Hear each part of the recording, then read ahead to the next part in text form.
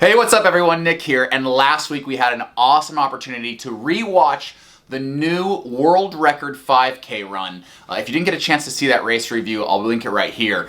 It was an incredible run, and I was hoping that this week we'd get to watch another world record, and we got this freaking close. Of course, I'm talking about the incredible 400-meter hurdle race run in Stockholm by Norwegian Karsten Warholm.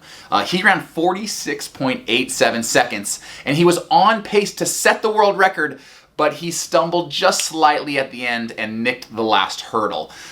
So this record, last week we thought, setting a new 5K world record that had been around for 16 years. That was insane. Well, this world record has been around in the 400-meter hurdles, has been around for 28 years. It was set in 1992 by Kevin Young. His time of 46.78 is a time that no one thought would be broken, but here we go. It's Karsten Warholm. He ran 47.10 in Monaco last week, and he's just in phenomenal shape, and I think that had he not hit this last hurdle, he probably would have got the world record. He has a great attitude about it. We'll talk about that in a little bit, but we're going to watch that race.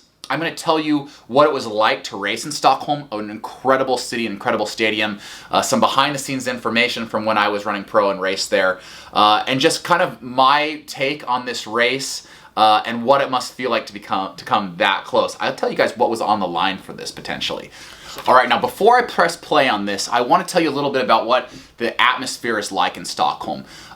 They absolutely love track and field there, and normally we'll see here that the crowd is non-existent due to the pandemic, but normally the crowd is there, they're loud, they're excited, and it's a fun race for an athlete because you land at Stockholm International and you take this train ride into the city, and the Meet Hotel is right in the center of the city, and there's so much fun stuff to do before and after the race. I remember getting drinks in the ice bar where you go in and it's literally a bar made of ice. It's really cool. But the stadium itself is very unique too. This stadium, it's a brick and mortar stadium. It was built out of literally bricks and mortar in 1912 for the 1912 Olympic Games. And I've competed in just about every single stadium in Europe and a lot of stadiums throughout the world. And I can tell you, nothing is quite as unique as this stadium, which is steeped in history. It's usually a little bit cold, a little bit windy, and I would never call Stockholm kind of the ideal weather for going after a world record. But here we have Karsten Warholm. They call him a Viking from Norway, so he's used to this climate. He had just run 47.10 in Monaco the week before, so he knows he's fit. We know he's fit. He probably wants to put on a show. Let's watch that show now. Now he's in lane 8, not exactly the lane that I would want to be in if I'm going for a world record. I probably want to be in lane 3, 4, or 5. He's running, we call it running blind, right? Because he's out ahead of everybody else. At no point during this race does anyone get ahead of him. I would think that he'd want runners to key off of. Maybe he just knows himself so well. He wants to be able to do that. I mean, I'm not sure if they got seated, how they got seated for these lanes. Maybe he requested that. I don't know. But certainly you wouldn't expect somebody to run sub 47 in the 400-meter hurdles from lane 8. But that's what we're about to see. I'm not familiar with the rest of the field. I know that at these kind of meets, this would be a Diamond League meet.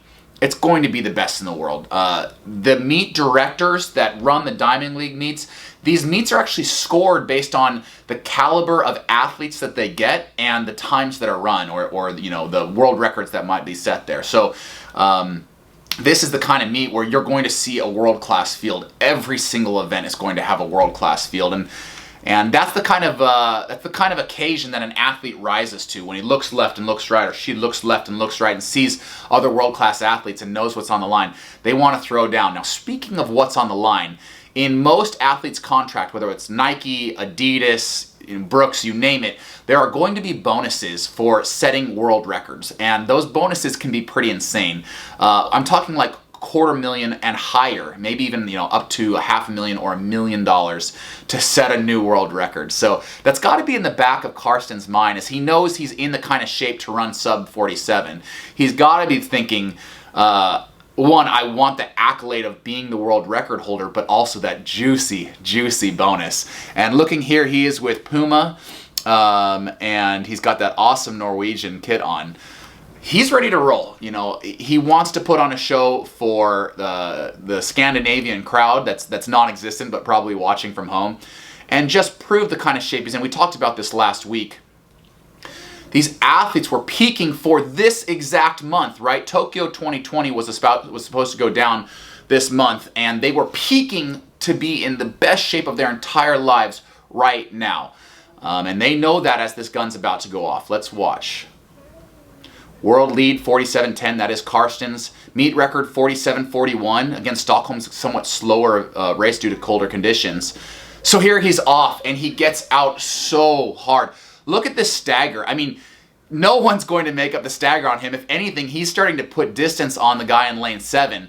And he's just so smooth. I mean, we haven't gotten a close-up over the hurdles, but his stride, it's so powerful, he's so smooth. He's 6'2", 176 pounds, and he's also just a phenomenally talented 400-meter runner. You take somebody with that kind of 400 speed and that height and that grace, and you put him over the hurdles, and you get something special. Look at him go over hurdle.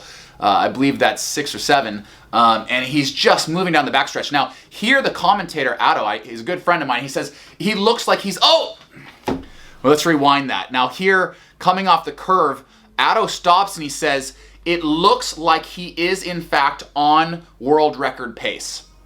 And he is, right? If he can just get over these last few hurdles clean, he's going to run the world record. Now, coming into the last hurdle, hurdle 10 here, he looks smooth, but he just barely taps that hurdle. And it's not enough to stop him in his tracks, but it is enough to cost him 1/10 of a second. 46.87. It's a new meet record. It's a new world lead. It's his second, I believe it's his second time under 47 seconds, but it's just 1/10 of a second off the world record of 46.78. And he knows it, right? Look at his face. He's pounding his chest. He knows he had it. And I'm going to stop it here because obviously, as we're watching this, it's kind of hard because we're so excited for him. We know he almost had it. And I think an athlete with a, let's call it a different demeanor, might have really taken that hard, but not Karsten. And I want to talk about what he said right after this race. He said, I hit that last hurdle because I went really hard for the first 9, and stuff like this happens. And that's the kind of attitude you have to have when you're attacking a world record. It's not enough to just, you know, hope that you have it on the right day. Every time you step on that track is a new opportunity. I tell this to young kids every single time I talk to them.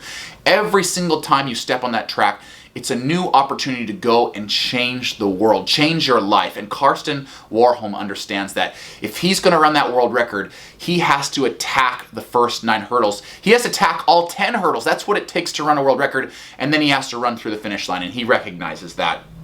I will be shocked if this young man doesn't run a world record in the 400-meter hurdles in the very near future. I bet that he went out and celebrated this new world lead, this new meet record, but I guarantee he's not content. He's going to keep working hard, and we do have a few more great races coming up where he has a great chance to crack that world record. So if he does, I will be sure to chime in. In the meantime, expect more race recaps of what incredible athletes are doing, and this one. If you guys can get this, let's set the bar low. If you can get this to 500 likes, I will do a race recap of what actually happened in the 2012 Olympic final where I finished 5th in a world record race with David Rudisha. I actually made that video a couple years ago and the IOC wouldn't let me post it, but I have a way to get around those rules, but you got to get this video to 500 likes. See you guys very soon.